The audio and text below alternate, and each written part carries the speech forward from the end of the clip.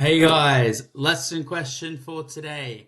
What are the different types of guidance and how can they be used to improve performance?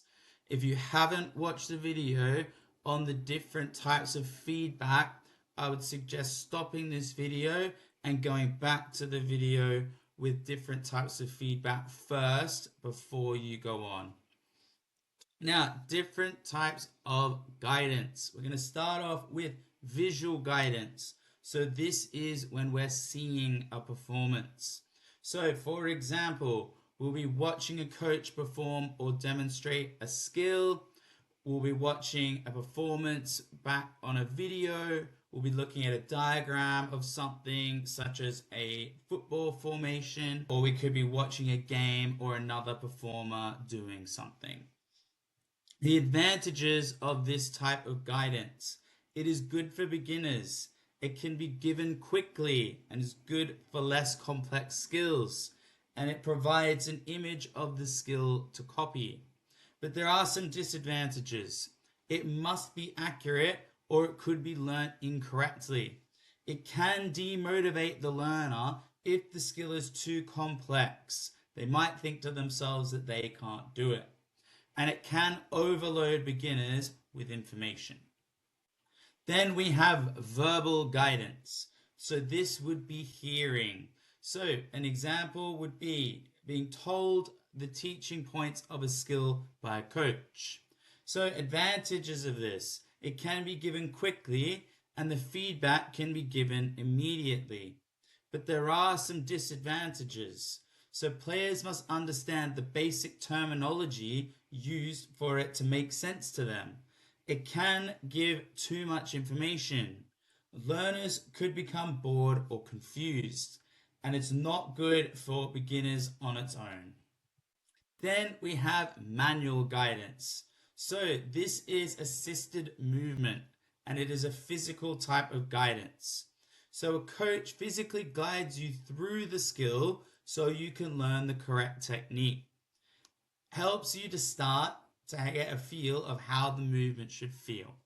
So an example, a coach adjusting your hand position on the ball before you take a shot in basketball. It's used more for beginner performers to help them master the skill. So advantages of manual guidance. Helps with confidence due to physical support given. It helps you get a feel of the skill. And it increases safety when performing risky movements, for example, a somersault in gymnastics. But there are some disadvantages. If too much help is given, it can limit you getting proper feel for the movement. Mechanical guidance. So this is the use of objects or aids when a performer is guided by equipment whilst practicing the skill. So for example, adding stabilizers to a bike when learning to ride, also known as training wheels. Used more often for beginner performers to help them master the skill. So, advantages of mechanical guidance. It offers safety and allows for learners to gain confidence and allows them to get a feel of the movement. There are some disadvantages to mechanical guidance as they can become used to the aids and find it hard to not use them. Okay, so we're going to look to identify what type of guidance is being used in the following scenarios. So we have a swimmer using a float when swimming, a player looking at a diagram of a tactic in football, someone using a harness to perform a somersault on the trampoline, a footballer watching back their performance in a game, and a coach holding the legs of someone performing a handstand. So I suggest that you try these questions first and we'll go through the answers together. Okay, the answers. So a swimmer using a float when swimming is mechanical. A player looking at a diagram of a tactic in football is visual. Someone using a harness to perform a somersault on the trampoline is mechanical. A footballer watching back their performance in a game is visual, and a coach holding the legs of someone performing a handstand would be manual. Okay, let's have a look at some exam questions. So, Alex is in year 7 and is learning how to do a handstand for the first time. Question 1. Identify the best type of guidance this PE teacher should use. Justify your answer. And identify a second type of guidance which could support Alex in performing this skill. Justify your answer. So remember that you are identifying and you are justifying. Okay, so let's look at some answers to these questions. So, question 1, identify the best type of guidance. Manual guidance. This will give him a feel of the skill. He hasn't performed it before, so manual guidance will help him perform it with support to build confidence. Okay, then the second part of the question. Identify a second type of guidance which would support Alex in performing this skill. So visual guidance could be used so he can watch a perfect technique for him to try and replicate, or verbal guidance could be used so he can be told the different teaching points he needs to follow. Another question. Alicia is 22 and plays for a professional football team.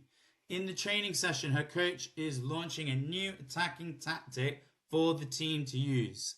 Identify the best type of guidance for her coach to use. Justify your answer. And identify a second type of guidance which could support Alicia in performing the skill. Justify your answer. So, visual would be really good here. Her coach could show her a diagram of the tactic to follow. Her coach could get other players to demonstrate the tactic as she watches them. As she is an elite performer, she will be able to watch something and replicate it. Now, question 2, identify a second type of guidance. So verbal guidance could be used here. Her coach could tell her information about how to perform the tactic. As she is an elite performer, she will be able to listen to the instructions and replicate them. Okay, 1 marker here. Which one of these is an example of mechanical guidance? Holding a performer's wrist in tennis to guide them through a shot, showing a performer where their foot needs to be when bowling in cricket, using a trampoline harness to practice a front somersault, or watching a video of gymnastics being performed on a DVD. So we need to identify what type of guidance each of the incorrect answers are. So A would be manual guidance, B would be visual guidance, and D would also be visual guidance. So the answer to that will be C, using a trampoline harness to practice a front somersault. Next question. Milo is having beginner lessons from a golf coach at a local club. Explain why the golf coach would use the following types of guidance to improve Milo's performance. Visual and manual. So it's 2 marks for visual, 2 marks for manual. Okay, let's have a look. So for visual, we've got 2 points. Quick and concise, so good for beginners such as Milo. It provides a picture of the skill for Milo to copy. And then manual, the coach physically guides Milo through the correct action so he is aware of the correct technique. Milo starts to understand how the movement should feel. So 2 points for each, and that will get you your 4 marks. Next question, 1 marker. Explain 1 advantage and 1 disadvantage of using manual guidance when developing a motor skill in sport. So, advantages. It helps with confidence or self-efficacy due to the physical support it provides. Encourages correct proprioception or kinesthesis or you can get the right feel for the skill. Increases safety in potentially risky activities due to the physical support through the movements. And then disadvantages. If too much help given, it can limit proprioceptive. Must have an advantage and a disadvantage for 1 mark. Okay, a 2 marker. Give 2 examples of different types of visual guidance when helping to develop skills in sports. So just provide the 2 examples. So 2 marks from the following. Demonstration of the skill. Video for a skill. Diagram, writing, drawing of, give an example. Observation of a game or another player doing an example. You can choose the skills and you can choose the examples. A reminder, today we looked at visual guidance. We had a look at verbal guidance. We had a look at manual guidance. And we had a look at mechanical guidance.